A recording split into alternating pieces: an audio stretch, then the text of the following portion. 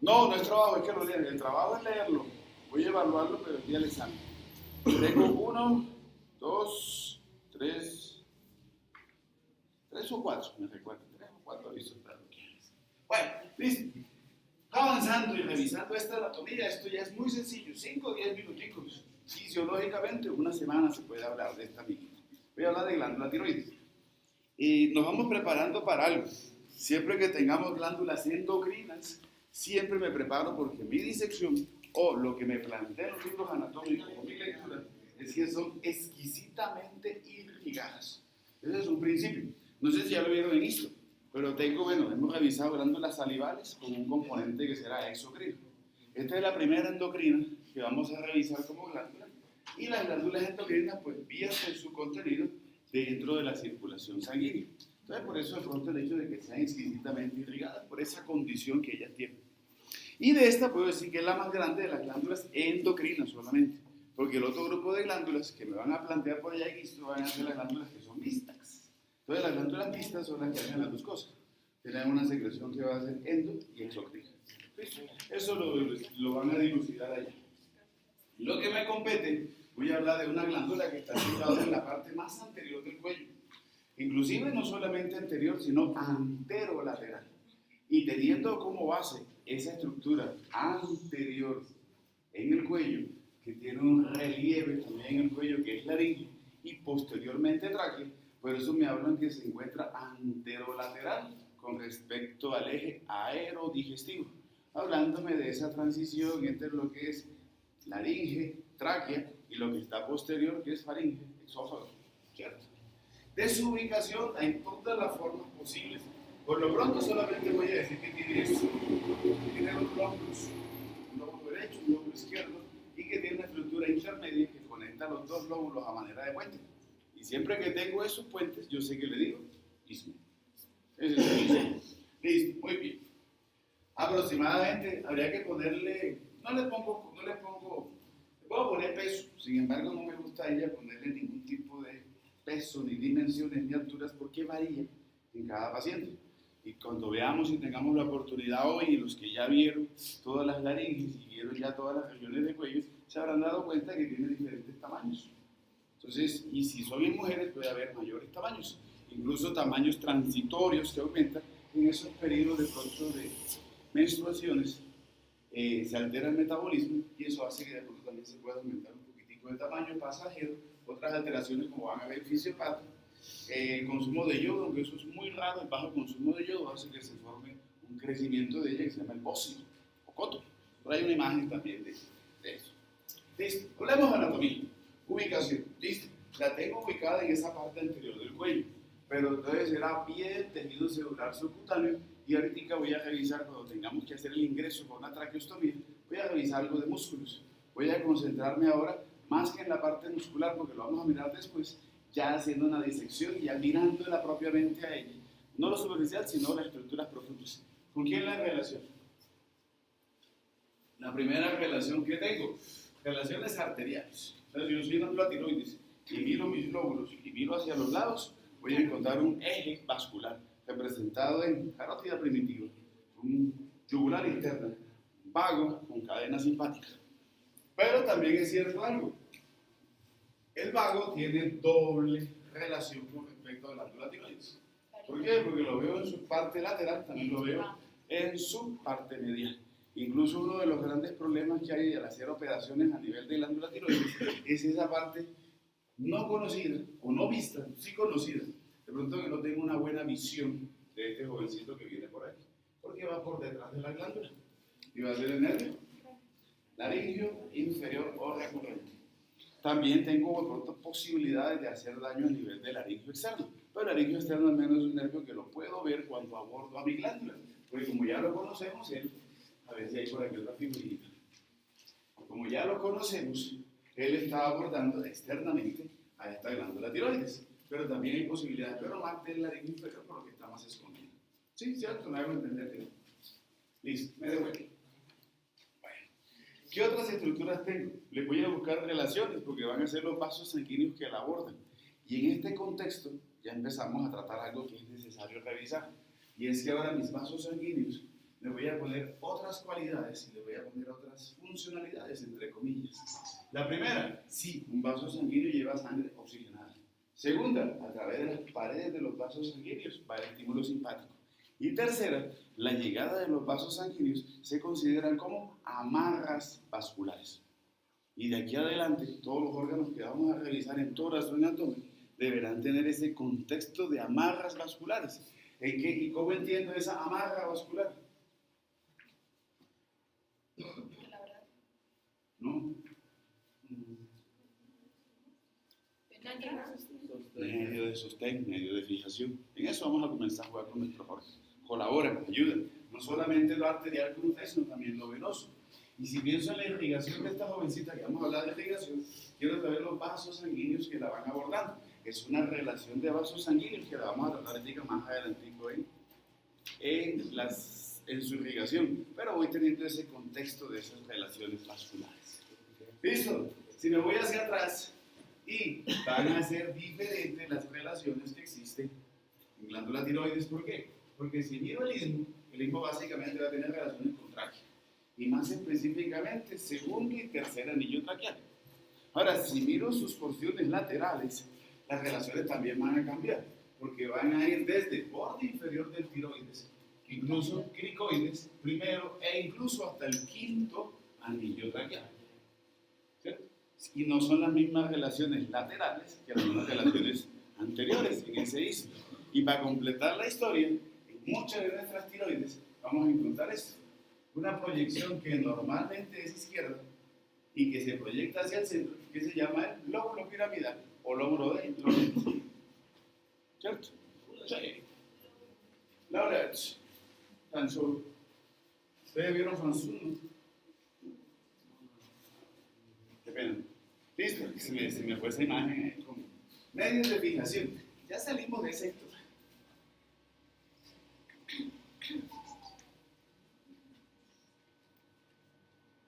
Y me devuelvo aquí que no me gustan esas imágenes con tantos. Por aquí había una sin tantas.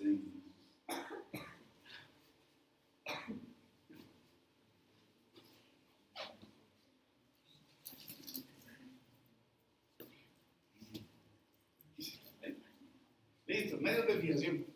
Ya lo dijimos. Sin embargo, esta es la parte final de la charla, es revisar la saponeurosis. Pero por lo pronto, yo sé que me contaron que hay una fascia que se conoce como la fascia visceral. Y esa fascia visceral me dice que envuelve a la glándula tiroides. Pero también había tenido otro contexto. Y es que esa fascia visceral hacia atrás está cerrada. Y el cierre que ella tiene va a ser por una fascia de qué fascia? Bucofaríngea. Y habíamos visto un compartimento visceral. En ese compartimento visceral habíamos tratado a esófago, tráquea, laringios, inferiores o recurrentes. Ahora me devuelvo, porque parte de todo eso que sirvió para formar un contexto, o un eje visceral, o un espacio visceral, voy a volver a revisar esa envoltura que tiene la glándula tiroides. Y esa envoltura de la tiroides y esa fascia, que le voy a decir la fascia visceral, envuelve y protege no solamente a tiroides. Tendremos que revisar que hacia la parte posterior voy a encontrar otras glandulitas que van a ser las glándulas paratiroides. Entonces la historia de tiroides va muy de la mano con paratiroides. Entonces su medio de fijación será esa vaina o fascia visceral. Problemas, que es que la fascia visceral me dice, aunque no lo veo ahí, va a tener unas relaciones con este eje que está aquí, que va a ser tráqueo. Y tengo unos ligamentos aquí, que van a ser ligamentos anteriores. Y tengo unos ligamentos que están aquí, que no los veo, pero los voy a pintar ahí con el señalador, que son laterales, pero eso sí les voy a poner nombre, porque se llaman los ligamentos de Grubel. Esos son mis medios de fijación. Entonces no solamente tengo mi fijación como envoltura, como fascia, y esta fascia no se les olvide, porque esta fascia la llevaremos hasta tórax, en su debido momento. Cuando hable de corazón, me van a hablar de una lámina que se llama visceropericárdica, o también me dice que va a ser tiropericárdica. Entonces parte de la fascia que envuelve a tiroides, que baja y se inserta a nivel de pericardio, envoltura del corazón. Pero solamente quiero ir con texto en cuello, pero no se les olvide proyectarme eso y no se les olvide el cuello. Así siempre mis alumnos, cada corte se les olvida todo. Primer corte, ping, y segundo corte, reset, llegan sin memoria. Entonces todo esto fue todo esto es una sola continuidad de historias. No se les vaya a olvidar. Listo, no quiero más con los medios de fijación. ¿Comprendido? ¿Me hice entender? Bueno.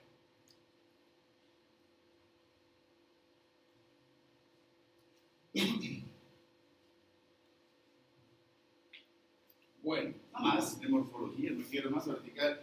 Reviso el otro resto que son las arterias que la abordan y miramos el resto de relaciones. Dos cositas cuando pienso en irrigación de tiroides. Primero, tengo ya la historia de las tiroideas.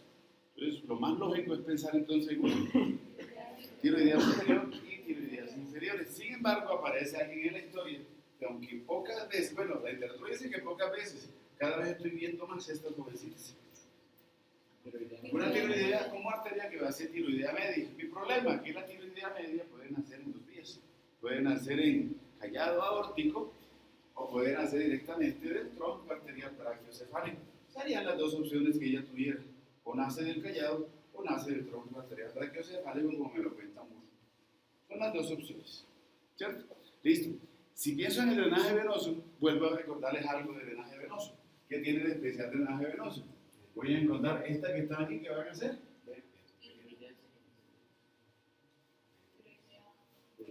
¿Tiroidea qué?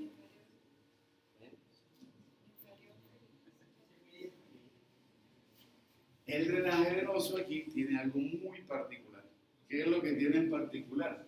Esta historia yo me la sé y a esta historia le hace falta un pedazo. Porque esta historia es la historia de venoso, ramos glandulares de la tiroidea superior que fueron a la tiroidea como arterias y ahora se devuelven como ramos tiroideos glandulares, homónimos y satélites. Pero eso homónimo y satélite, como una vena tiroidea, va a terminar directamente en yugular interna o saca un ramito que se va hacia arriba, como veíamos ayer, y va a buscar drenaje broncovenoso, tiro, lingo, faringofacial.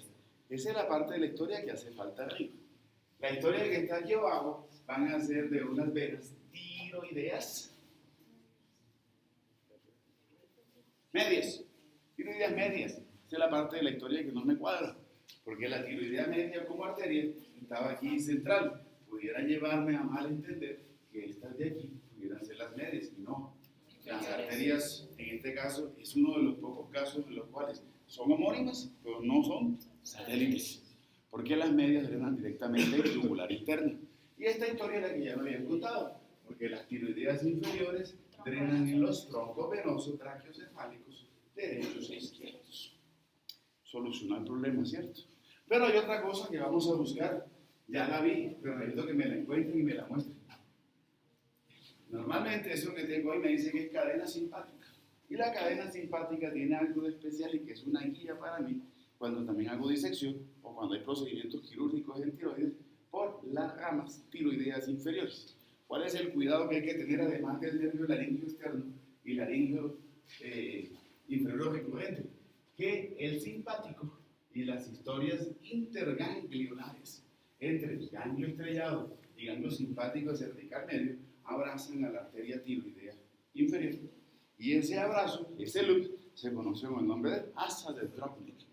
El asa de Dropnik. Hay que tenerlo cuidado, tendrán que revisarlo y tendrán que hablar mucho de esa asa de Dropnik. Listo. Entonces, ¿cómo le mando? Ya tengo la irrigación. La inervación ya me la contaron. Sin embargo, la recuerdo. La inervación va a ser por nervio laríngeo externo.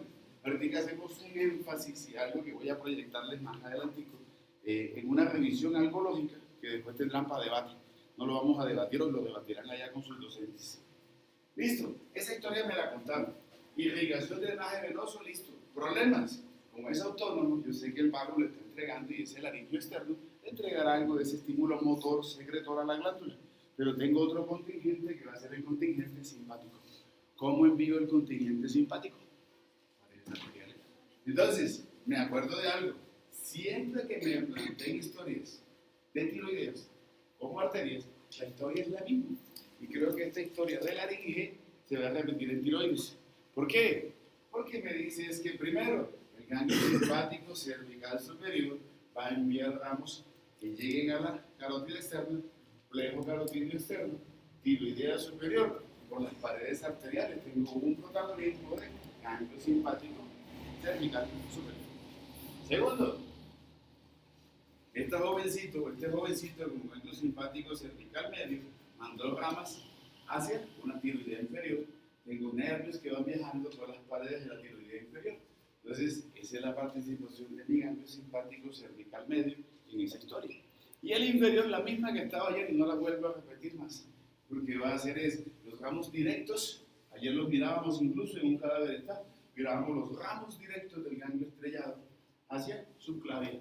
Y adicionalmente, en un cadáver también está esto, el asa de Viasanzo hacia subclavia. Luego entonces todas las ramas arteriales de la subclavia, incluyendo tronco tiro bicérvico escapular e incluyendo tiroidea inferior, por sus paredes viajarán esos estímulos simpáticos. Bueno, tengo el teléfono por si acaso, el que esté interesado en contactar. Paratiroides. Y ahorita hablamos de la parte arterial. Pero entonces aquí es donde entra el contexto que a mí no me cala un poquito. Revisemos eso. ¿Qué tengo de mis paratiroides? Vista posterior, ayer las mostré a algunos que estábamos ahí haciendo la descripción de la laringe. Las paratiroides son 4 glandulitas que se encuentran por detrás de la tiroides. Y buscarle relaciones a paratiroides con tiroides, a mí me parece es que ellas o la tiroides hace una cama para que mi paratiroides se encuentre dentro de ella. Mejor dicho, siempre lo ubico ahí. No es que esté, digámosle, que haga su participación en este parénquima, es como que la glándula tiroides le crea el espacio para que ella esté ubicada. Por lo pronto, si le pongo límites, un límite de ella va a ser glándula tiroides, ¿cierto? Pero también me llevan a pensar en límites externos o laterales, que serán los mismos límites que tuve con glándula tiroides. Y tendré límites mediales que también serán los mismos que tuve con glándula tiroides. Solamente que para tiroides, su límite posterior más cercano es tráquea. Pero si me voy un poquito más atrás, un límite que tengo también de tiroides va a ser esófago. Solamente que ahora para paratiroides es mucho más cerca su límite exofágico. Y si a la tiroides le ponía nervio laringe inferior recurrente, a la paratiroides también iba a ser más cercano esa presencia y esa relación de nervios laringios inferiores o recurrentes. ¿Dónde no me cae a mí la historia? Que me dice que la glándula paratiroides tiene inervación por nervio laringio inferior o recurrente. La pregunta sería, si yo soy nervio laringio inferior o recurrente y le doy a paratiroides, ¿tendré algún accionar sobre tiroides? Se la dejo ahí para que debatan. ¿Listo? ¿Me hice entender el contexto? ¿Les dejé la duda? Sí, yo creo que sí. Listo, muy bien. Ahora, lo otro que me presentan aquí va a ser esto, las diferentes formas que puede tener la paratiroides. ¿Y cómo me las clasifican? Fíjense que voy a tener unas que van a ser ovoides, unas que van a ser falciformes, otras que van a ser discoides. Esta parece una lanceta. ¿Sí conocen la lancetica de las pruebas? Una de lanceta, otra que van a ser como foliadas, y estas que están partidas por la mitad, entonces que son segmentarias. Diferentes formas que puedo tener. Irrigación. Tiroidea inferior, pero lo mismo. La literatura me plantea a mí que ella principalmente trae tiroidea inferior. La pregunta es, siendo ella siendo parte de esta historia de tiroides, ¿será la única? Yo respondí a las dos. Principalmente tiroidea inferior, pero también con un protagonismo de tiroidea superior. Las dos contribuyen. Drenaje venoso, sigo teniendo el mismo, por ser una historia muy parecida a la glándula tiroides, se maneja lo mismo. Solamente en esto, en lo nervioso, es donde no me cala. No sé ustedes, pero yo pienso que la historia de tiroides, la tiroides también debe tener inervaciones y un protagonismo de nervio laringio inferior recurrente en su inervación. Bueno, listo. Entonces, ¿para qué necesito esta glándula? Fisiológicamente, importantísima. Ahora, la parte anatómica también debe representarme un riesgo. ¿Por qué va a ser el riesgo? Cuando necesito o me plantean la necesidad de hacer un ingreso para una traqueostomía. Porque voy a encontrar entonces esas amarras vasculares y esas arterias que dieron irrigación, que también son límites, interfiriéndome en poder ingresar. Y ahora sí revisemos eso. Si reviso este contexto de las arterias, ¿con cuáles arterias o venas me encontraré cuando decida entrar a la tiroides? O por lo menos decida hacer una traqueostomía, pero la tiroides está ahí, interpuesta. Unas relaciones venosas y arteriales, entonces tengo tiroidea superior. Y por aquí no me está mostrando, bueno, aquí me está mostrando la llegada por posterior de la tiroidea inferior, ¿cierto? Si veo el lobo venoso, entonces tengo por encima, por los lados y por debajo la historia venosa, como ven las tiroideas superiores, como tiroideas medias y como tiroideas inferiores. Y abajo le pongo una arteria que pudiera estar, que va a ser la tiroidea media. O sea que por todos lados tengo obstrucciones de vías. Ahora, tips, dos contextos, no sé cuál utilicen más o menos. Les voy a contar los dos, con ellos se defenderán. Para mí en lo particular, un acceso muy fácil que puedo tener es simple y llanamente en menos de un segundo, es decir, la voy a hacer aquí. Ahí está, en ese punto. Y si se tocan mejor, no le digan. Porque ahí estoy mirando simplemente la transición entre borde inferior del tiroides y borde inferior del cricoides. Sean cuellos gorditos, flaquitos, es una posición anatómica, es un punto anatómico y que si lo llevo ligeramente hacia atrás se hace muchísimo más visible. Entonces es de fácil acceso. Estoy en membrana cricotiroidea, voy a hablar de una cricotirotomía. Pero si optan por la opción de la cricotirotomía y quieren un consejo, porque no es fácil hacerlo, yo afortunadamente tuve la dicha y la fortuna de hacer varias. Si voy a hacer una cricotirotomía, nunca se me puede perder la relación de algo. No me puedo desviar de la línea media. Porque si yo me desvío de línea media, puedo tener grandes problemas. Si me desvío hacia la izquierda, uno de los grandes problemas es que no sé si tengo lóbulo piramidal. Ahora, si lesiono a ese lóbulo piramidal, de pronto no lleva a mayores consecuencias. Simple y llanamente es que mi campo operatorio, como dice mi docente de cirugía, el mejor cirujano no es el que sale con sangre hasta la coronilla, sino el que sale limpio de una cirugía. Mis evaluaciones quirúrgicas eran campos operatorios limpios, me acuerdo tanto.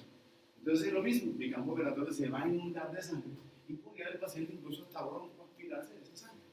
Pues, he visto todas esas cosas que alteren pero es solucionable, no tiene problema.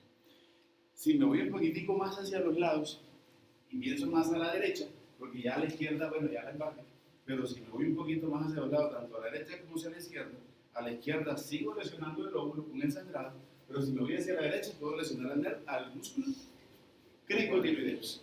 La lesión de cricotiroideus, pues, esa parte muscular puede ser una disfonía transitoria, no hay problema, se le explica al paciente, bueno, no hay problema, se recupera. Pero me preocupa algo si puedo desviarme mucho, o inclusive poco desvío, y es hasta dónde llegan estas fibras que abordan externamente a este jovencito. Porque ellas no solamente las veo ahí llegando hacia el lateral, sino que avanzan hacia adelante y se meten hacia la porción de mi membrana cricotiroidea para llegar a la porción subglótica.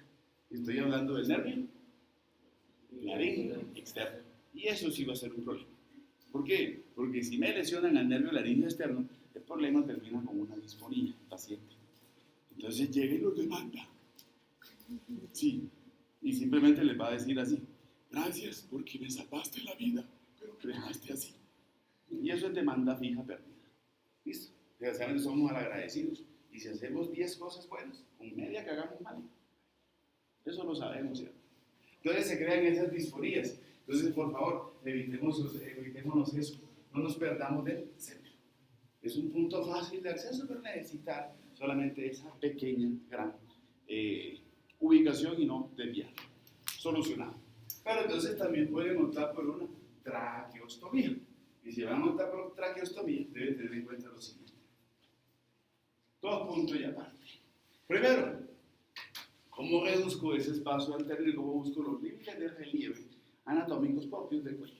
Listo, fácil. Como es tan amplio, voy a ir reduciéndome en tamaño. Y empiezo mi reducción por los bordes anteriores de este esternocleidomastoideus.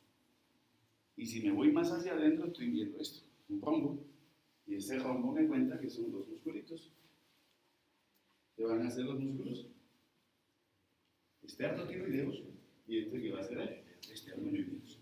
Ahí tengo el rombo, así que voy cerrando mi espacio. ¿Y después qué cuento? Fácil, voy a ver dos cosas. Primero, si voy a buscar el istmo, está entre el segundo y tercer anillo.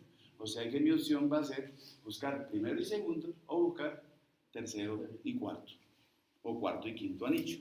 ¿Cuál es el problema de irme más hacia abajo en buscar esas relaciones inferiores para acceso a la tráquea?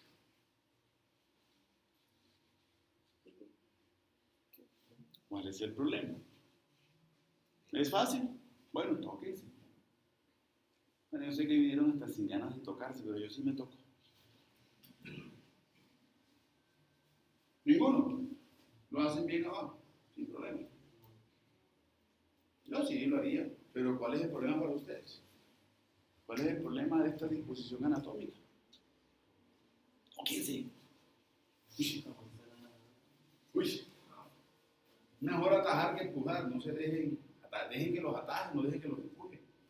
¿Parece? La disposición de mi tráquea es de anterior hacia posterior, de superficial a profundo. En la medida en que va bajando, se va haciendo más profunda. Por eso, al tratar de buscar anillos traqueales más inferiores, de esos 2 o 3 centímetros que distancian al istmo del manubrio del esternón, aunque pareciera más seguro, se me dificulta porque se vuelve más profunda mi tráquea. Ese es un contexto. 2, no se les olvide, de esos 2 o 3 centímetros es diferente si es un adulto o si es un niño. Porque si es un niño, debo tener en cuenta de no bajar más. Si tomo como referencia el manubrio del esternón, no debo subir o bajar más. Mi punto debe estar menos de 1.5 a 2 centímetros. ¿Por qué? Porque encima del manubrio del esternón tengo el timo en los niños o en adolescentes. Pero tampoco quiero lesionar esa glándula. Entonces sí, puedo tomar esos 2 o 3 centímetros, pero mínimo 1.5, desde el borde superior del manubrio del esternón. ¿Queda claro ese contexto? ¿Me hice entender? Bueno, listo. Empezamos el conversatorio. Hay cirugías que no siguen la disposición de los anillos, no son así. ¿Hay algún problema con eso? ¿Con la que? ¿Cómo? O sea, es que hay traqueotomías que no siguen la disposición. Generalmente son circulares, pero el anillo y al entrar en él, pues obviamente creas un hueco. No, o sea, yo me refiero al corte. O sea, es que yo... No, o sea, menos que, pero es que ¿cómo llegas a hacer un corte ahí circular? Porque es que el tubo tiende a ser circular. ¿Cierto? Entonces lo puedes hacer transversal o lo puedes hacer vertical. Realmente las dos cosas, pero la cicatriz que queda va a ser siempre como circular. Y casi siempre son pacientes que ya tienen, bueno, a menos que sea algo de urgencia, pero generalmente son pacientes que ya van a tener una parte crónica, cáncer de laringe, cáncer de pulmón, ya problemas casi degenerativos crónicos en vías digestivas. O sea, la cronicidad del proceso infeccioso va a ser eso. Y generalmente es así, de emergencia. Listo. ¿Dónde comienza mi conversatorio? Tendría que hablar de región parotidia, pero ya hablé de región parotidia. Solamente sería contarles algo de los límites, pero ya lo sabemos. Un límite que voy a tomar es ángulo de la mandíbula. Lo proyecto hacia atrás. Eso me va a llevar hasta mastoides. Toda una línea que vaya desde el ángulo de la mandíbula por todo lo que es la cama ascendente de la mandíbula y otra línea que une y que va a pasar por conducto auditivo externo haciendo intersección y mastoides. Traté de hacer un triángulo, pero no me quedó bonito. Es una forma amorfa de un triángulo. Pero sé que me hago entender, ¿cierto? Me perdonan ahí el triángulo. Traté de hacerlo, pero va a estar así, ¿cierto? Ese triángulo. Y habría que hablar del compartimento parotídeo, de aponeurostis parotidia profunda, superficial, de vecinos de la parótida, de contenido de la parótida, y hablar de parótida, pero ya lo hice. Entonces, pues van a leer contenido parotidia porque entra aquí en este contexto. Ese es mi conversatorio. Región supraclavicular, bueno, el trabajo que me van a hacer de lectura. Solamente voy a pasar las diapositivas para decirles que sí, ya lo vimos. Pero necesito que lean las copias para que organicen esas ideas en la cabecita. Todos lo tienen, todos se los conté, solamente necesito organización. Quisiera hablar de región supraclavicular. Bueno, lo mismo, límites. ¿Cómo hago mi límite? Inferior. Borde posterior del esternocleidos mastoideus que me lleva a mastoides y voy a tomar también el borde anterior del trapezius que también toma inserción en línea local superior pero que también se proyecta hasta mastoides, por eso la congruencia de las líneas. Y de ese triángulo, gran triángulo como región supraclavicular, tiene un amiguito que pasa y me corta ese triángulo en dos, dándome dos triángulos que no tienen la misma forma. Un triángulo pequeñito, inferior, le llamaban ¿qué?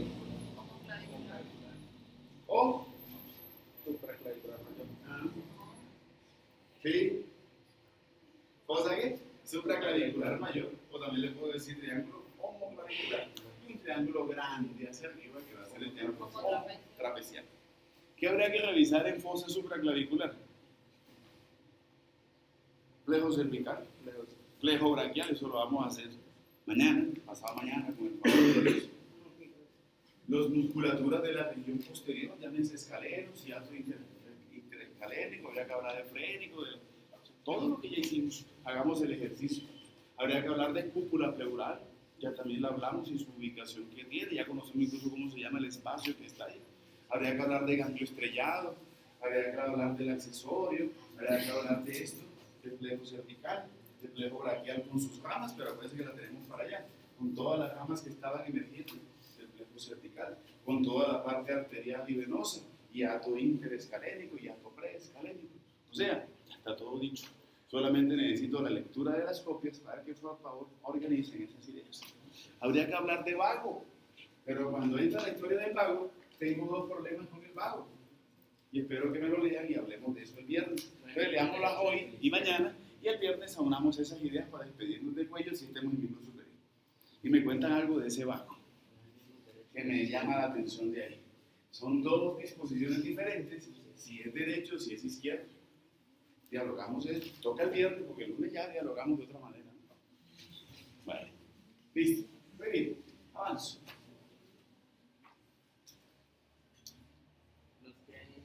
Habría que hablar de su clave, pero bueno, aquí entonces ya hago un paréntesis. Terminamos este conversatorio hasta la región supraclavicular, ahorita lo seguimos. ¿Dónde necesito hacer detenerme? Es por este drenaje venoso, que no lo he entendido ni me lo han contado. Ya lo revisé, pero de pronto no lo entiendo todavía. De pronto los libros no me cuentan toda la verdad. ¿Cuál es el problema con este drenaje venoso? El drenaje venoso esquematizado en esto. Yo les dije, si queremos aprender y conocer cómo es el drenaje venoso de las estructuras craneofaciales, necesito Fenex. No hay otro que me lo pueda contar. ¿Cuál es el dilema entonces? ¿Qué sucede con todas esas ramas arteriales que revisábamos como ramas de la subclavia? Necesito buscarle subdrenágenes venosos. El problema es que esos drenajes venosos, a pesar de que son homónimos y que son, pareciera que también son satélites, y algunos son satélites, no son tan en reversa. O sea que no voy a esperar que la lógica de una, por ejemplo, ramas arteriales que nazcan de la subclavia, pudiera suponer que lo venoso desembocara en una vena subclavia. A eso me quiero referir, ¿cierto? Cuando hablo de ese en reversa, o sea que se cumple esa historia. No se cumple algunas sí y otras no. Entonces revisemos eso. ¿Quién me recuerda por favor las ramas de la subclavia que ya se me olvidaron? Una por una. Primera, la arteria vertebral. Entonces, ustedes me dicen la arteria, yo les digo drenaje venoso. La vena vertebral, ya me contaron que es una historia compleja, aunque la vena vertebral como tronco venoso principal, su afluente, o ella va a ser afluente de una vena que es vena subclavia. Sin embargo, no se me puede pasar algo por la cabeza, no se me puede dejar de pasar algo por la cabeza. Lo que está sucediendo arriba con el plejo venoso pseudooccipital, y que ese plejo venoso pseudooccipital y esto que es vena vertebral accesoria, ¿cómo hace que se combine esa sangre? Aunque todo termine en vertebral, uno lo va a hacer de manera directa y otro lo va a hacer de manera indirecta. Listo. Segunda. Tronco, tiro cervical o tiro bicérvico escapular. Empezamos. Tiroidea inferior. Bueno, yo tengo una vena tiroidea inferior, pero esa historia ya se las conté. Las venas tiroideas inferiores me dicen que desembocan en tronco venoso brachiocefálico derechos y izquierdos. La otra. Cervical ascendente. La cervical ascendente, como vena, desemboca en vena vertebral. Mi vena cervical ascendente desemboca en vena vertebral y eso a su vez hace de que ella desemboque, o sea, afluente de vena yugular interna. Otra. La cervical transversa y la cervical transversa y la supraescapular. Y para eso necesito una ubicación. Ayer se los mostré al grupo que estábamos disecando. Para eso necesito irme a la base o a la raíz del cuello. Y cuando estoy en base o raíz del cuello, mi referencia anatómica se llama músculo omoioideus. Y también cuando me lleguen sus traumas en esa región. El omoioideus me parte la historia de la siguiente manera. Esta jovencita que viene por aquí debe ser yugular externa. Y me está mostrando es que la yugular externa, que cambio ahí un poquito la historia, la yugular externa ya me contaron que desemboca en en su clavia. Yugular externa desemboca en su clavia. Problemas entonces cuando reviso yugular externa, que la cervical ascendente y la supraescapular desembocan en yugular externa. Y son arterias, cuando las envío del tronco tirocervical arterial, son arterias que tienden a ser profundas. O por lo menos su nacimiento es profundo, que después se vuelvan de pronto más superficial o más posteriores, tienen otra deambular, pero tienen historias superficiales como la cervical transversa que comienza superficial y después se va profunda hacia el trapecio. Creo que el drenaje venoso lo esperaba que también fuera profundo, pero va a ser superficial. La cervical transversa desemboca en vena yugular externa, por encima de los moyoideos. Y esta que tengo por aquí, que va por debajo de los moyoideos, va a ser mi supraescapular. Viene de la región posterior, profunda, pero se vuelve superficial su drenaje venoso y desemboca en yugular externa. No lo esperaba, esa es la parte compleja de este drenaje venoso. Seguimos, ¿quién más? Dorsal de la escápula. La dorsal de la escápula, en un gran porcentaje de los casos, desemboca en vena subclavia. Acuérdense que lo venoso tiene mucha variable, pero estoy diciendo en un gran porcentaje. Esto es lo más común que puedes esperar. La dorsal de la escápula va a desembocar normalmente en vena subclavia. No me extraña que también lo pueda hacer en una vena yugular externa. También puede hacer. Listo. ¿Qué más falta?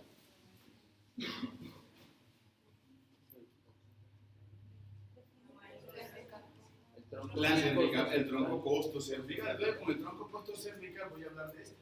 De una arteria que es cervical profunda. Y la cervical profunda ahí me está contando la historia.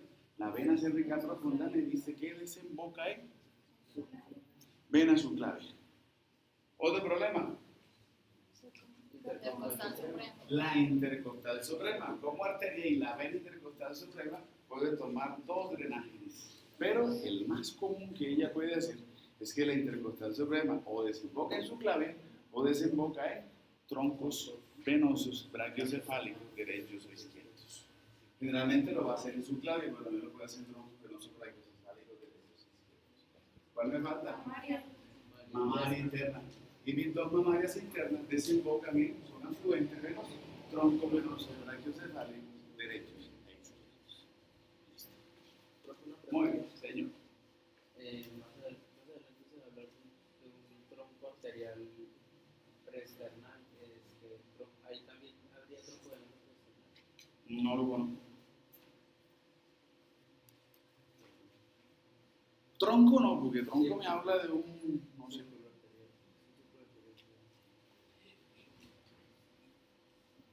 Cuando tengo la historia de mis mamarias, las mamarias internas dan unos ramos óseos y unos ramos que van a ser nutricios, que van hacia el hueso, y otras arterias que van a ser retroexternales, que forman un círculo, un plexo arterial retroexternal. No sé si será la historia esa. Pero bueno, esa es de tórax, tranquilo. Esa la vamos a revisar en tórax. Pero lo que sea plejo venoso o arterial, pero nos falta todavía armar toda la historia. No venoso se va a hacer, tronco venoso brachiocefálico derechos y izquierdos. Bueno. ¿Faltó alguna? Ah, bueno. ¿Lo de quién? ¿Lo de qué? El plejo venoso suboccipital, acuérdense que su formación o su presencia aquí en la región por debajo, como su nombre indica, por debajo del hueso occipital, va a hacer que yo pueda conectar a esto que es vena yugular posterior con esto que es vena vertebral. Y a su vez hace una intercomunicación bonita que es una vena que va a ser una vena accesoria, una vena vertebral accesoria. Lo que hace es comunicar su sangre venosa.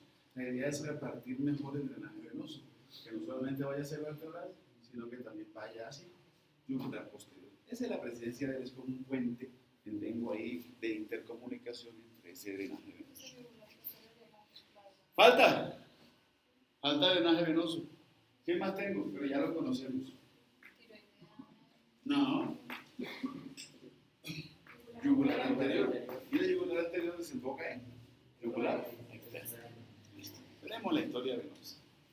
Bueno, seguimos con el conversatorio. No, mentiras. Punto y aparte. Segundo gran reto que tengo y que ya entramos en esta historia de toras más compleja y la historia de Atomic que también se vuelve más compleja. Y es cómo me pintan a través de esta figurita y entender algo que hemos empezado también a revisar ya desde que estábamos en cavidad oral.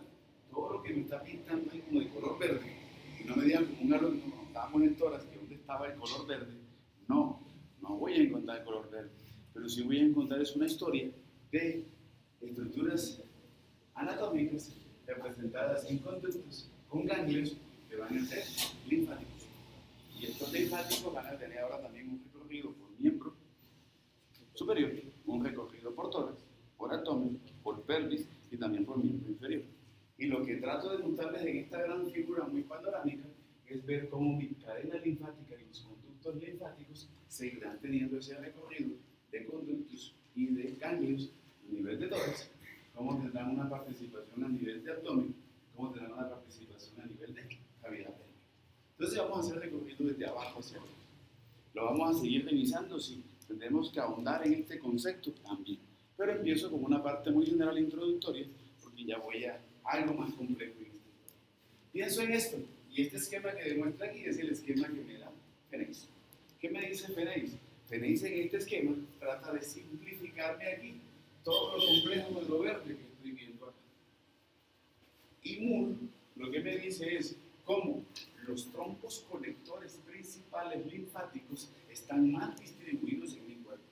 Y la mala distribución es porque tengo precisamente una pequeña parte de color rosado y una gran parte de color blanco.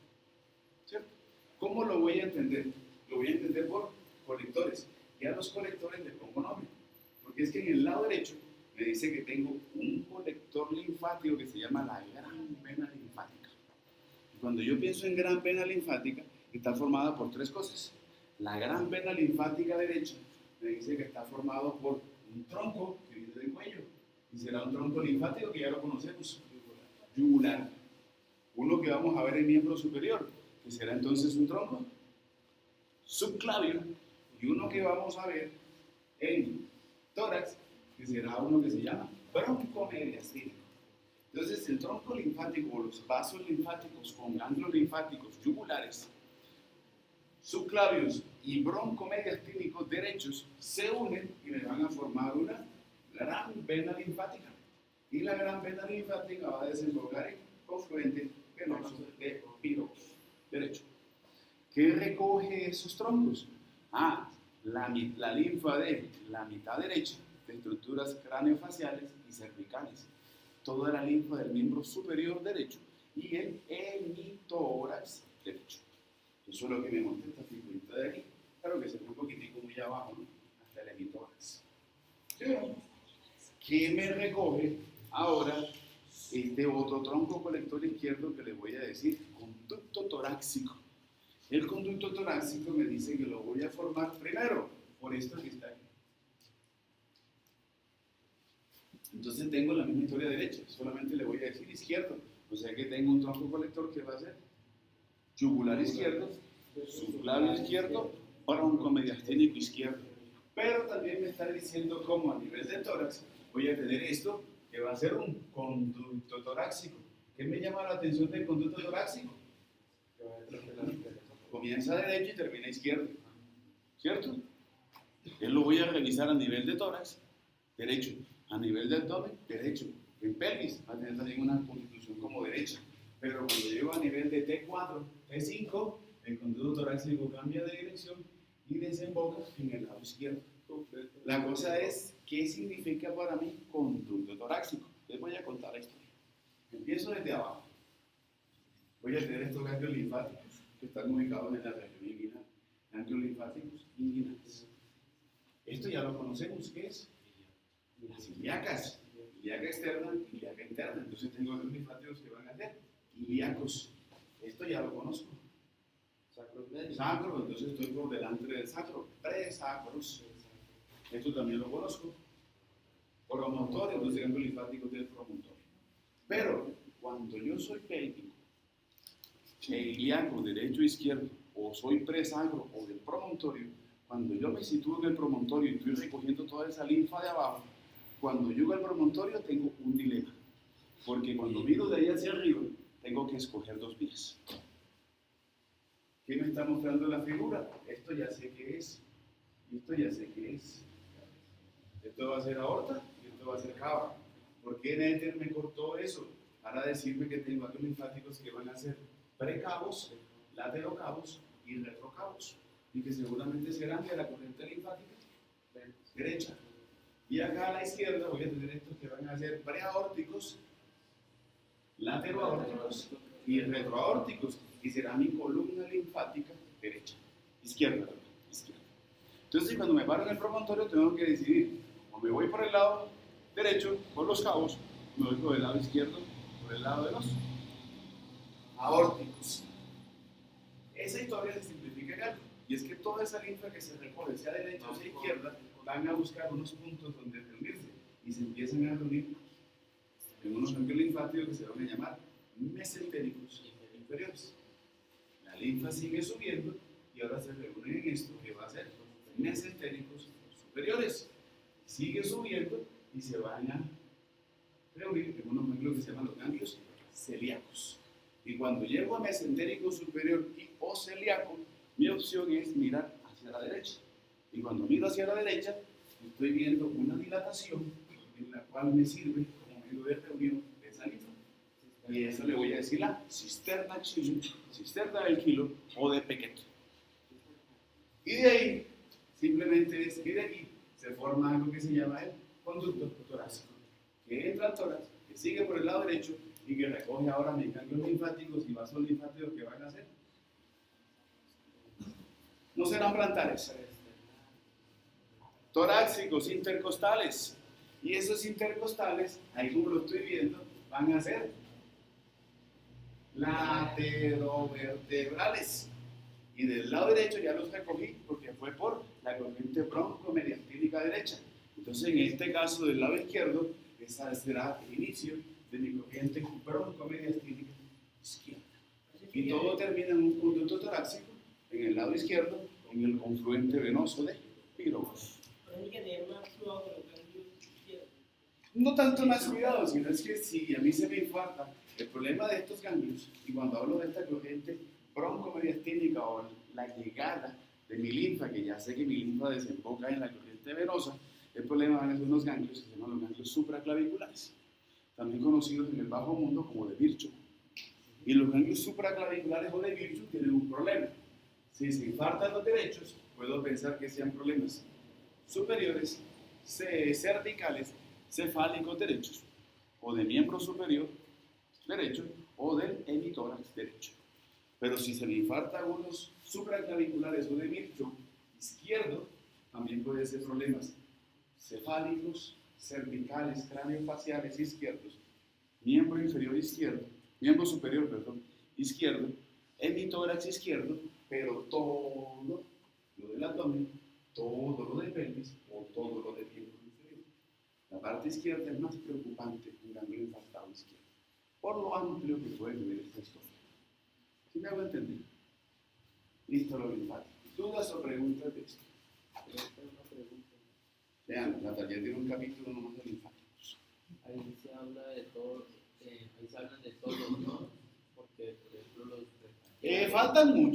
Faltan muchos, pero recojo, que no es la idea volverlos a mencionar, pero cuando hablo de esta corriente que va hacia la corriente yugular, ya me estás recogiendo toda la historia que traigo de hace un mes. Pero por ejemplo los precambiales, La historia de hace una semana. Sí, ahí lo pones, en ese yugular. Puede ser que todo concluya en los yugular. ¿Listo? ¿Dudas o preguntas? Esto es lo que comenzamos más adelante. ¿Ninguna? sí, profe. Cuéntenlo todo. Otra es la ubicación más bien del conducto torácico. La historia del conducto torácico comienza aquí, porque tengo una cisterna chile. La cisterna chile me dicen que es una dilatación linfática, que puede o no estar. O sea que su dilatación seguramente deberá representar es como solamente es el hecho de ser depósito de linfa. Y esa cisterna chile me dice que está entre T11, T12, L1 y L2. La vamos a mirar, si la quieren ver, se la muestro en el grado. Está perfectamente. Cisterna chile está casi en lo que es la región del diafragma, de los pilares. Lo vamos a ver después. Esto es la región de los pilares posteriores del diafragma. Ahí tengo mi cisterna chile. De ella hacia adelante es como ella deja de ser cisterna chile para transformarse en un conducto que va a ser conducto torácico. Conducto torácico que sigue llevando linfa es la transformación de la cisterna chile y que va simplemente como un conducto laterovertebral derecho. Y que en su momento, cuando llegue a T4, T5, él cambia de dirección y se vuelve izquierdo.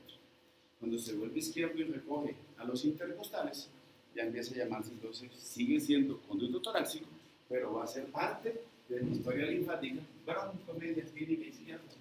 Y al final, miren, aquí tengo conducto torácico y viene una historia de intercostales que harán parte de ese broncomediastínico izquierdo que se une con el subclavio y que se une con el yugular para formar todos un punto común de unión o de drenaje en confluente venoso de pirogoso izquierdo. ¿Dudas o preguntas de lo linfático?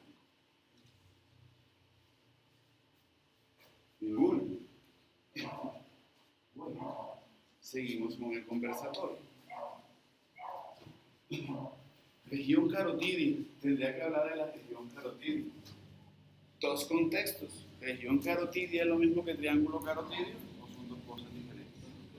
Para mí, región carotidia va a ser la región que está interpuesta o que está delimitada por vientre anterior del esternocleido masculino y vientre posterior del esternocleido masculino. Así de sencillo. ¿Cierto? Ahora, si delimito esa región, otros autores dicen, bueno, si lo llevo hacia arriba, deberé trazar una línea horizontal que pase por la mastoides. Si lo llevo hacia abajo, una línea horizontal que pase por el polo superior del manubrio del esternón. Y si hago eso, ¿por qué se llama región carotidia o qué otro nombre le puedo colocar a esa región? La región también le puedo decir región esternocleidomastoidea. O si no, también, cuando levanto esta región, el nombre de región carotidia va a ser porque cuando yo levanto ya sé que me voy a. Y ahí me voy a revisar entonces carotidia. Ojo, en la región carotidia no reviso las ramas de la carótida. Lo más que llego a revisar van a ser la bifurcación carotidia. Porque las ramas de la carótida externa, si las quiero ubicar, a mí ya me contaron, porque hice un trabajo, que voy a ubicarla entre lo que es vientre posterior del digástrico, vientre superior del homoideus y el borde anterior del esternocleidomastoideo. Y esa es otra región que se llama el polar. Si ven que se les olvida las cosas, hace un mes que lo vimos, un mes y medio. Triángulo carotidio. En el triángulo carotidio busco a mis ramas de la carótida externa. Entonces, ¿qué debo revisar en la región carotidia? Sí, hola. ¿Ok? Gracias a ese jovencito, pero no triángulo, región. Porque en realidad para mí no es un triángulo, pero algunos textos hablan del triángulo esternocleido. Serían dos cosas diferentes. Estamos criticando algunos contextos del libro para que pronto, más adelante, cuando apliquen esos contextos, deberán ubicarlos de la mejor manera. Debe ser región esternocleido posterior o región carotidia, porque el triángulo carotidio lo tengo hacia el interior. ¿Listo? Entonces, ¿qué debo revisar en la región carotidia? A ver qué me plantean. Uno, una parte ósea, pero esa parte ósea ya la conozco. Tiene que ser, ¿qué? Vértebras de ese macizo cervical, columna cervical. Debería revisar músculos de la región prevertebral. Escalenos. Simpático. Plejo cervical. O sea que tiene doble localización, ¿cierto? Eso es lo que quiero que lean. Miren cómo estoy repitiendo cosas porque tienen doble localización. ¿Por qué? Porque es que los tramos del plejo cervical nacen por el borde posterior del esternocleidomastoideo y se van por delante. Tienen doble localización. Eso es lo que quiero que la lectura los ilumine. O sea que mañana quiero ver un vídeo que deslumbra. También tenía que revisar esto, que ojalá me lo lean, porque pensé que en el trabajo y en ningún trabajo estaba. Y es tan importante esa presencia de C6. Habría que hablar de tiroides, de laringe, de tráquea, de faringe, de exófago, como estructuras que están ahí en esa región carotidia. De los laringios inferiores recurrentes, ya también lo hemos hablado, lo mostramos en el cadáver. Por eso dije que era un conversatorio. Señor. También, esas descripciones y ese contenido también lo podemos ver en la Buche. Las copias son de Buche, las copias que les tengo allá no. Entonces, por favor, revisen estas copiecitas. Y si me voy para el contenido es muy preciso, porque voy a hablar de carótida primitiva. Voy a hablar de la bifurcación carotidia. Entonces al estar ahí tendría que hablar de seno carotidio y de cuerpo carotidio. Ya ustedes me pueden dar una cátedra de eso, ¿cierto? Tenemos que hablar de esto, de la cadena linfática yugular, de eso que está acompañando a la carótida, vena yugular interna. Entonces, y de dos nerviecitos, pero ya nos hemos cansado, ya los conocemos y los hemos visto. Tendría que hablar de vago, de cadena simpática, tendría que hablar de un hipogloso. Mejor dicho, yo no he debido venir hoy, en pocas palabras. Debería haber mandado un correo diciendo de que debían revisar. Transitando, hablando. Cuando reviso las ramas, acuérdense, es el punto ya, cuando las ramas ya no pertenecen a la región carotidia, sino que pasan hacia el triángulo carotidio. Bueno, punto y aparte, a ver si de pronto no se me perdieron en yugular interno. Cuando pienso en yugular interno y pienso en sus afluentes, ¿cuáles son los afluentes venosos de la yugular interna? Hola. ¿La qué? Fosita. ¿La de qué? Sí, ya, pero ya eso también ya fue. Fosita de Sedilopa, acceso a la yugular interna. Eso me lo contaron también en el trabajo que hicieron, lectura que hicieron de Tenéis. Esto es lo que me toca ahora saber, si sí leyeron y si sí quedó allá en la cabecita.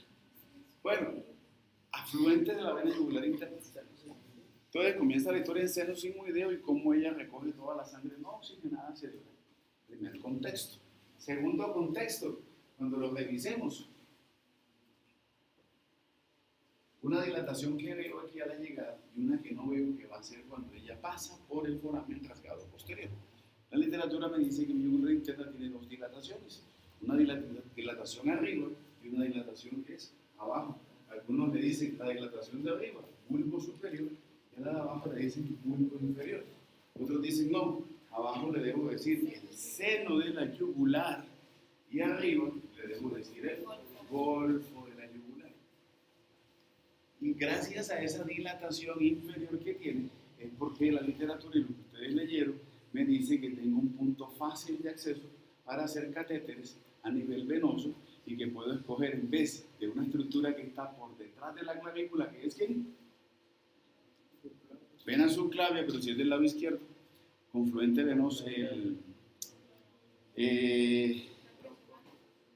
la vena brachiocefálica izquierda, puedo también tener acceso fácilmente a un catéter central muy fácil, porque es que si es retroclavicular es muy complejo, por lo que cuando son muy gordos, pero indiferentemente de que sea gordo, que sea delgado, hay un acceso que es muy fácil hacer por la yugular, gracias a ese golfo, y ese acceso se llama fosita de Sedilopa o triángulo de Sedilopa.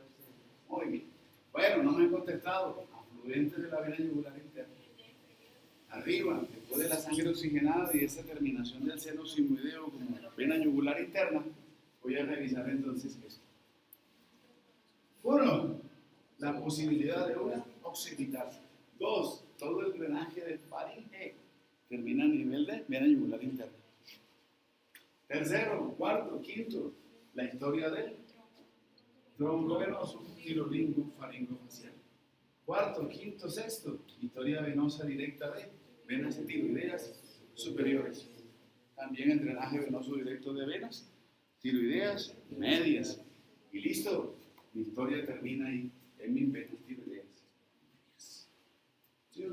Mi historia después termina o sigue cuando la vena subclavia se une a la yugular interna. Confluente venoso de Pirogov y tronco venoso brachiocefálicos derechos. Profe, la vena brachiocefálica. ¿La qué? Vena brachiocefálica. Tronco venoso brachiocefálicos derechos. ¿Listo? Muy bien. Seguimos con el conversatorio. Ya relajado, ¿no? Ya me desgasté todas estas 2 semanas ya. Suave. Mañana otra vez entramos con... Sí, para que... Ya mañana miércoles. Listo. Linfáticos. ¿Qué tiene de especial bien linfáticos? A pesar de todo lo que hemos visto, algo que ustedes van a tener necesidad de revisar mucho y que le van a hacer mucho énfasis a nivel quirúrgico, va a ser es un triángulo que es un triángulo muy peligroso, pero muy importante linfático a nivel del cuello. Y no voy pensando ni en los submandibulares, ni en los sublinguales, ni tampoco en estos parte de esa historia que me la habían partido, como yúgulo carotidio, yúgulo moyoideo, lo voy a tomar en un solo contexto. Y todo el contexto va a ser por ejemplo linfáticos de la cadena linfática yugular. Pero eso me dicen que debo jugar un triángulo, se lo olvide, triángulo de Rouvier, pues anatómico, quirúrgico. El triángulo de Rouvier más tardado por una corriente linfática yugular, por una corriente linfática anexa al nervio accesorio y por los nervios linfáticos que van cabalgando por el homoyoideus, que se conocen como cervicales transversos. Y cuando tengo la corriente cervical transversa del homoyoideo, la corriente espinal o que acompaña al nervio accesorio, más la corriente que es yugular, se me forma un triángulo que va a ser el triángulo ganglionar de Rouvier. Problemas: cuando hay vaciamientos de cuello, cuando hay tumores, cánceres o metástasis posibles que puedan ser de tórax, que puedan afectar cara, o viceversa, cánceres en cara o en boca, estructuras craneofaciales que puedan tener la posibilidad de hacer metástasis hacia tórax, mi opción va a ser hacer un vaciamiento ganglionar de cuello.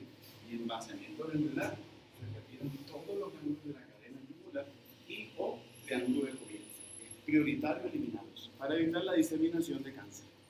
¿Cuál es el problema? Hay que decirle al paciente, uno de los grandes riesgos que voy a tener al hacer ese vaciamiento de cuello, una complicación secundaria postoperatoria va a ser cuál.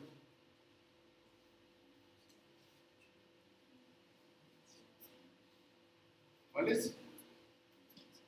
¿Cómo llega su paciente? Posiblemente caída de hombros. ¿Por qué llega con los hombros caídos? Accesorio espinal. ¿Ya se la palparon? Me imagino que sí, o solamente estaban palpados los cadáveres. Yo cuando la primera clase donde yo vi carótida primitiva, llegué a la casa a tocarme. No sé si ya lo hicieron, ¿cierto? Sin comentarios. Pulsos carotídeos. Acuérdense que tengo pulsos temporales superficiales, también pulso facial y también puedo tomar pulso carotídeo. Fácilmente, simplemente busco borde anterior de esternocleidomastoideo, el cruce también del homoyoideo, hago presión y ahí tengo mi pulso carotídeo. Nunca con pólisis, con cualquiera de los otros dedos. ¿Listo? Tóquense. Muy bien. Triángulos anatómicos. A mí me plantean una historia. ¿Cuál es la historia? Dice, doctor, mire, tiene la posibilidad de abordar ramas de la carótida externa.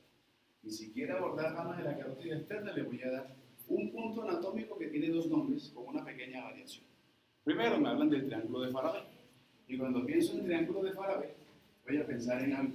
Uno, tengo un punto anatómico que es anterior y que es superior. El punto anatómico anterior y superior se llama nervio hipogloso. Nervio hipogloso. Lo otro, hacia atrás, punto anatómico, eso que está ahí grandote, vena yugular interna. Y si busco un punto inferior, me dice que voy a encontrar esto. El tronco venoso, tirolingo, faringo facial. Eso se llama un triángulo de Farabee. Pero como no faltan los copiones, entonces llegó Gullón y dijo, no, yo voy a hacer el propio triángulo. Pero como no puedo imitarlo, entonces cambio. ¿Qué cambió? El límite anterior y superior. Entonces Gullón dijo, mantengo yugular interno, mantengo tronco venoso, tirolingo, faringo facial y solamente voy a cambiar el límite superior y anterior con un límite más percibible, más fácil de hallar anatómicamente, que va a ser vientre posterior del digástrico. Yo pudiera también hacer lo mismo y decir que es tiroideo, pero él tomó el vientre posterior del digástrico. Entonces cuando tengo eso ya le digo canales o triángulo de. Bueno, mensajes subliminales. Bueno, llegamos a la parte final y terminamos cuello con esto. ¿Cuál es lo que necesito? El contexto, las envolturas. Vamos a revisar eso. Si yo sé que ya lo leyeron, vamos a revisar. ¿Cuál es el problema con estas envolturas? Y es que todo este recorrido que hemos hecho de una semana de cuello, al final voy a tener en cuenta algo. Una imagen de Netter en sentido longitudinal y una imagen en sentido transversal que dijimos que estaba a nivel de 600. ¿Cierto? ¿Ya la habían revisado? Sí. Bueno, tienen que revisar. Listo, en ese contexto que me muestra cómo estas líneas de colores que tengo en el sentido transversal, él también me muestra, porque en sentido transversal tengo un problema. Es que me pudiera erróneamente imaginar que el problema de mi historia debe ser solamente en sentido antero-posterior y que lo que suceda dentro de este cuello puede irse hacia adelante o que se puede ir hacia atrás. Pero resulta que con esta imagen me está diciendo es que son corredores que van a ir desde la base del cráneo y que pueden llegar hasta cavidad torácica. ¿Qué les conté ahorita? Miren, ¿qué es esto? Tiroides. Tiroides y la fascia que envuelve la tiroides. Miren lo que tengo acá. Corazón y esto es aorta. Miren las líneas azul cómo se proyecta. Es un dibujo muy de primaria. Pero, si uno lo analiza, tiene una complejidad de grado ya tercero a cuarto.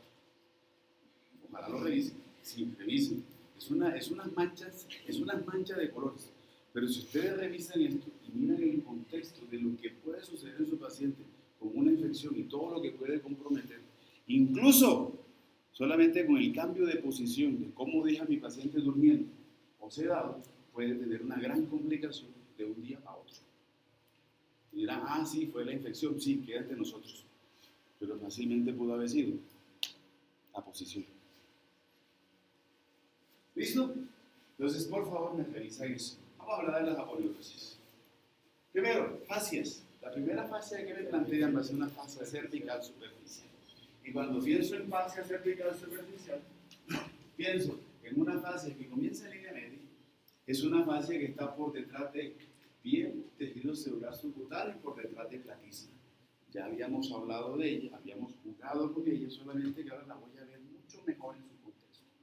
La fascia cervical superficial envuelve, como lo estoy viendo ahí, envuelve hacia atrás a músculos esternocleidomastoideos, se va hacia atrás, envuelve a músculo trapecio y se va a insertar en todas las apófisis espinosas de vértebras cervicales. O sea, debe coincidir en las descripciones de textos, me va a coincidir con ligamento nucal. ¿Cierto? Listo. Problemas. Me falta. Problemas. No solamente envuelvo, sino que busco fijación. Pregunta, ¿la única fijación será a nivel de apófisis espinosas? No, porque hacia adelante, hacia abajo y hacia arriba, hacia los lados y hacia atrás, deberá tener fijación. Fijaciones abajo, manubrio del esternón, clavícula, articulación acromioclavicular, articulación externoclavicular. Si me voy hacia atrás, voy a tomar espina de la escápula y termino donde termina mi línea nucal, que va a ser a nivel de apófisis espinosa de C7. Arriba, ya lo sabíamos, arriba va a tomar la historia de envoltura de parótida, se va a insertar a nivel de ángulo de la mandíbula. También me dice que va a buscar líneas superiores como mastoides, línea nucal superior, y se va hacia adelante para insertarse en arco cigomático y también en hueso cigomático.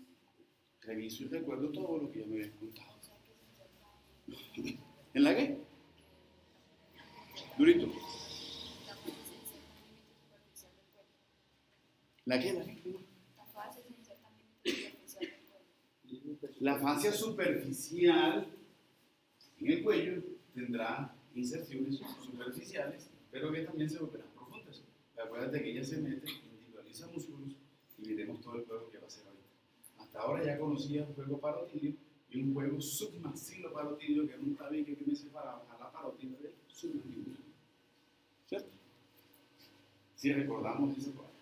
Bueno, listo. ¿Problemas con esto? Ninguno, ¿cierto? Segunda fascia. Entonces, ahora es una fascia que va a ser pretraqueal.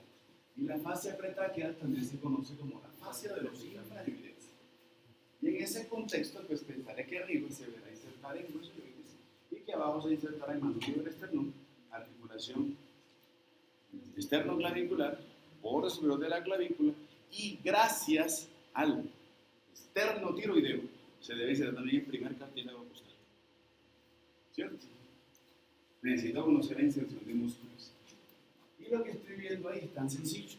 descrito solamente como la fascia que envuelve a músculos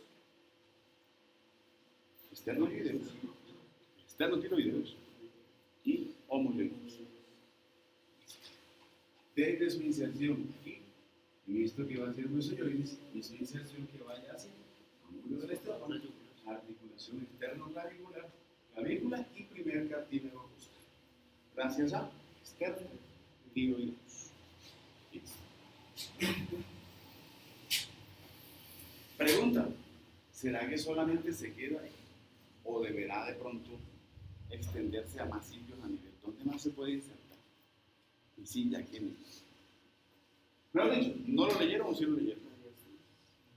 No lo leyeron.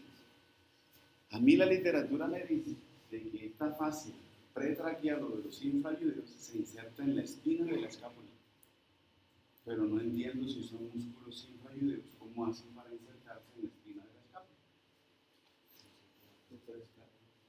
¿Cómo?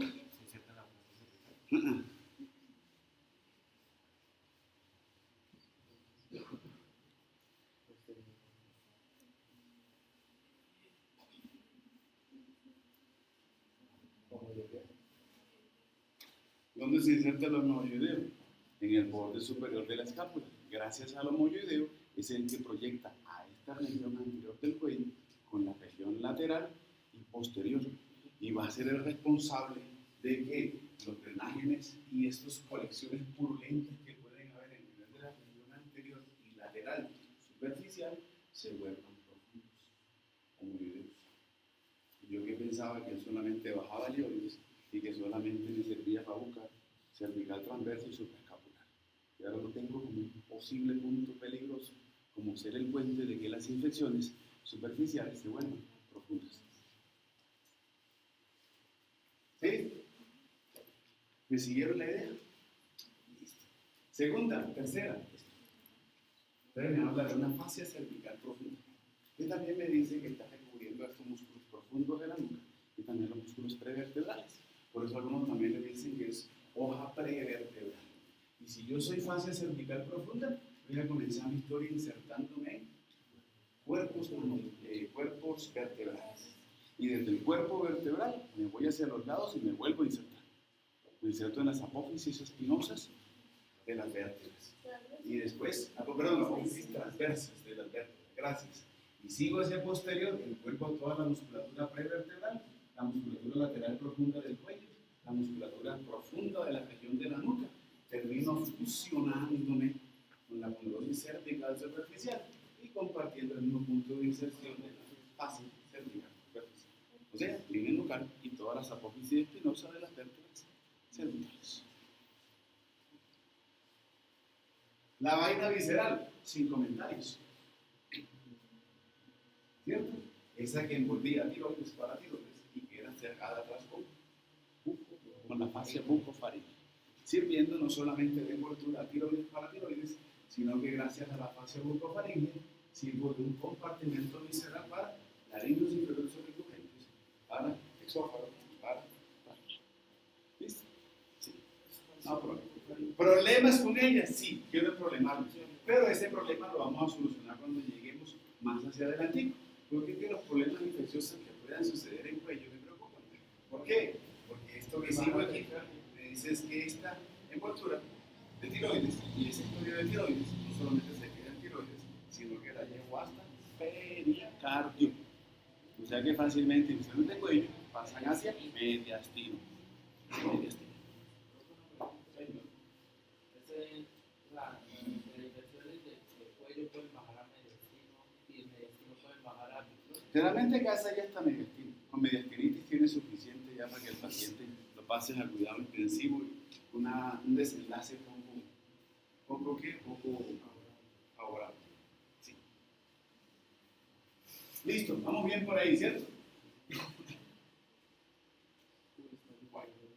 La última envoltura que traigo va a ser esta.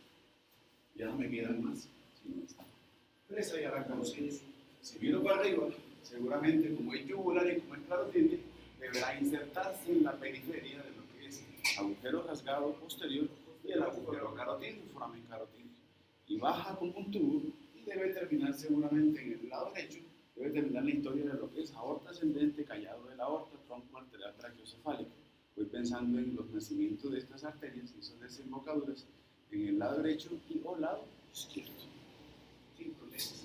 Pero creo que también eso me está representando un problema. Y que además de ser estructuras que conectan base de cráneo, son estructuras que llegan directas hacia tórax. Y que también complicarán el mediastino. Y que son puentes ciclofrederas de inflexión. Por lo pronto tengo aquí solamente para envolver a yugular, a carótida, y ese que está en pies. ¿Listo?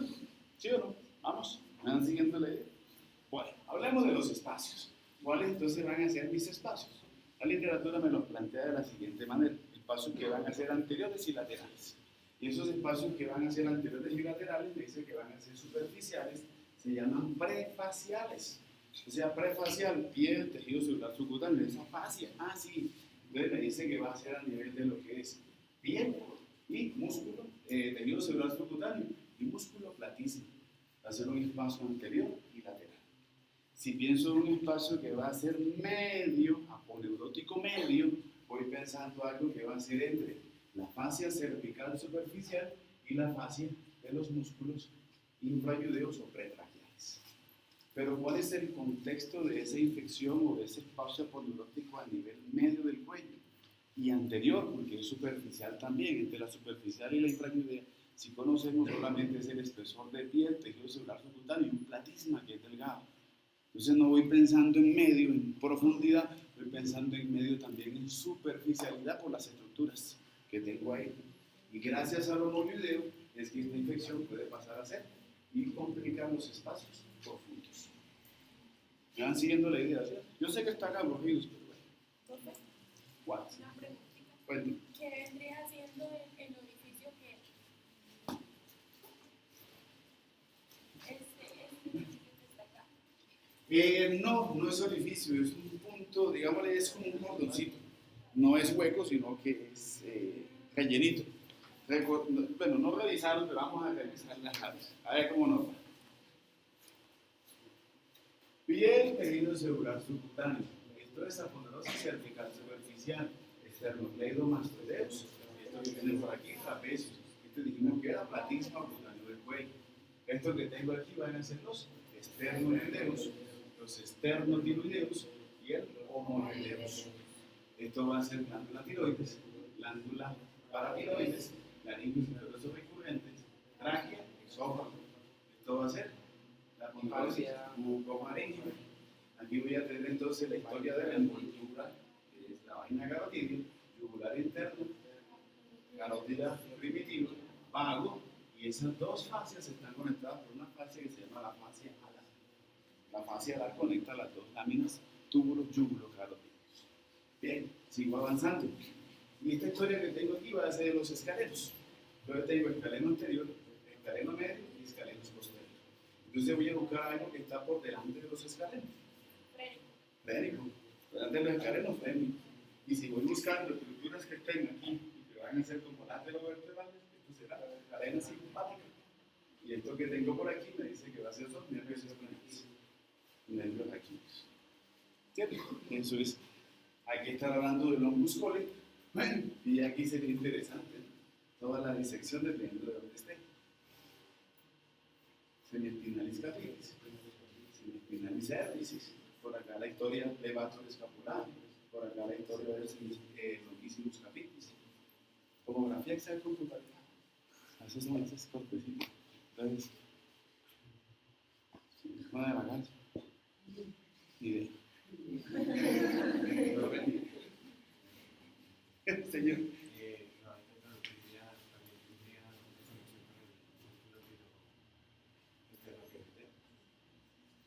Vaina carotidia con homoideo. Porque tengo aquí esternotiroideo. Ajá. No, lo que pasa es, acuérdate que estos musculitos están por capas. Entonces voy pensando en el proceso infeccioso no sea que sea solamente anterior, superficial, medio o lateral, sino también en esa proyección que puede haber hacia los lados, porque estos musculitos están simplemente por capas. Entonces fácilmente se pasa hacia anterior. Pero por la disposición de los músculos que vienen al cadáver es muy de pronto fácil ver cómo puede ser anterior y lateral. El problema es cómo ubicarla hacia posterior. En realidad todos se comunican entre sí para que la infección pueda ser anterior, superficial, lateral y medio. El problema es cómo llevarla hacia posterior para que pueda justamente comprimir hacia la estructura jugular. Y va a ser gracias al hombro. Pero sí, todos intervienen porque están por capas superpuestas. Señor. También está entre la fase de los inferiores, lo que el reporte no lo muestra. ¿Sí? El tiroideo, pero cuénteme la historia mejor a ver que no le entiendo. La fase que recubre a todos los infrayudeo, ajá. Recubriría también al tiroideo, solo que no lo vemos en este Al momento. tiroideus sí lo proyectaría incluso más hacia arriba, lo proyectaría incluso hasta más, pero básicamente es, digámosle, por el corte no se alcanza a ver, pero también lo debería cubrir. Claro, cobija hasta la región de laringe, hasta la región de tiroides. Sí, pero por el corte no, porque el corte es a nivel de C7. Sí, estás en lo correcto. Listo, vamos bien hasta ahí, ¿cierto? Entonces tengo mis dos espacios. Entonces los espacios celulosos digo que son anteriores y laterales, el espacio medio, y ahora voy con el espacio profundo. ¿Qué tiene que ver el espacio profundo? El espacio profundo tiene tres contextos. El espacio profundo va a ser, uno, espacio visceral. El espacio profundo visceral es esto. O sea, va a ser toda la historia de glándula tiroides con lo que está contenido. Entiéndase tráquea, entiéndase esófago y la laringe inferior, que son recurrentes. Con una probabilidad. Segundo espacio, y es el espacio bucofaringio, retrofaringio, o ese espacio que va a ser prevertebral. Y ya lo habíamos dicho cuando algún quiz hicimos alguna vez, y cómo esa probabilidad de procesos infecciosos pueden tener la probabilidad de irse hacia atrás. Y si me voy hacia atrás, voy a encontrar una pared dura, lo cual implicaría que subo o bajo, o simplemente comprimo de posterior hacia anterior y colapso vía aérea. Y mi tercer espacio va a ser este, el espacio a nivel de las carótidas, o ese espacio yúgulo carótido. Entonces los espacios profundos son tres. Uno, espacio visceral. Dos, el espacio retrovisceral o espacio retrofaringio. De pronto me le dicen buco, pero yo no le digo buco porque no es solamente boca, porque es un espacio que va desde base de cráneo hasta tórax. Entonces le voy a decir retrofaringio. Y tercero, va a ser el espacio vascular. El espacio vascular hace referencia al yúgulo carótido. ¿Dudas o preguntas? Cuéntemelo todo.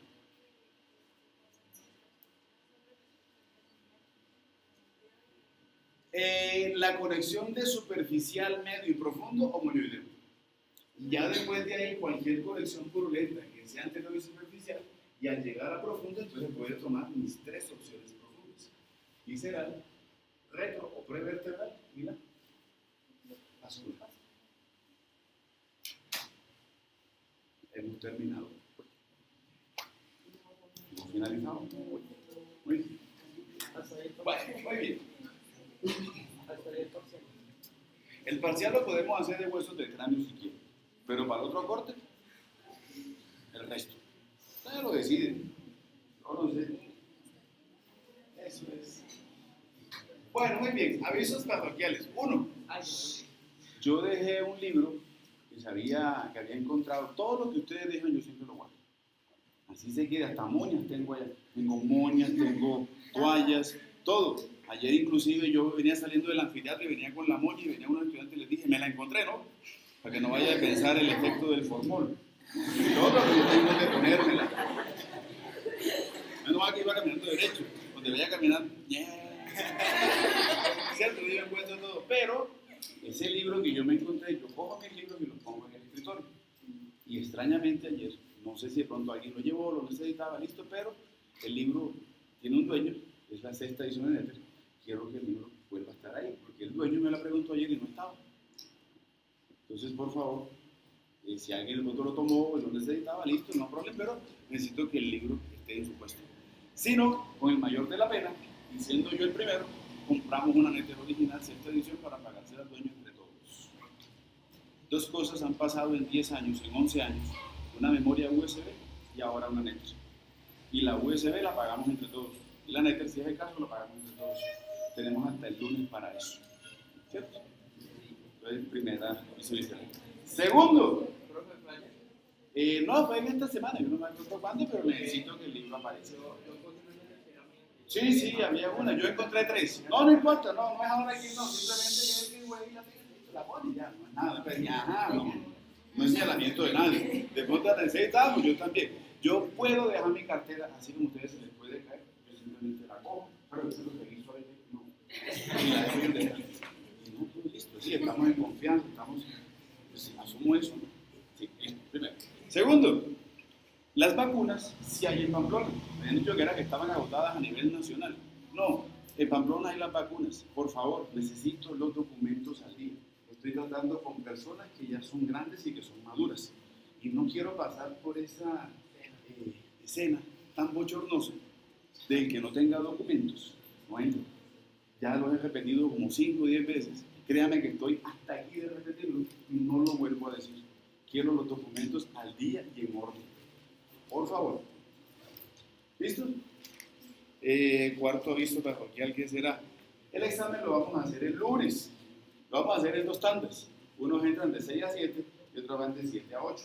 Por favor, lo vamos a hacer aquí. Tienen que traer con qué apoyar. Y esa tablita puede ser de esa de picar, vale 1.000 pesos o 1.000 pesos. Es para que apoyen. Y esa tablita le sirve para el examen teórico, le sirve para el práctico. En el práctico es para apoyarla. No voy a apoyarla ni en el cadáver ni en la mesa, sino sobre la tablita. Le traen una hoja de examen. Por favor, siempre lo digo, pero nunca me hacen caso. El lunes solamente vienen con un lapicero negro y una hoja de examen. No se permiten celulares, no se permiten libros, no se permiten nada, ningún tipo de copias. Entonces no traigan nada, solamente la hoja de examen para el práctico y un lapicero negro. No más. Eviten eso porque no van a tener dónde dejarlo. Y eviten celulares porque cualquier celular que vean, con todo queda una vez cancelado. Por favor, ¿listo? También seamos maduros en eso. Porque no podemos dejar bolsa y llegar con un lapicero. Porque es posible, ¿cierto?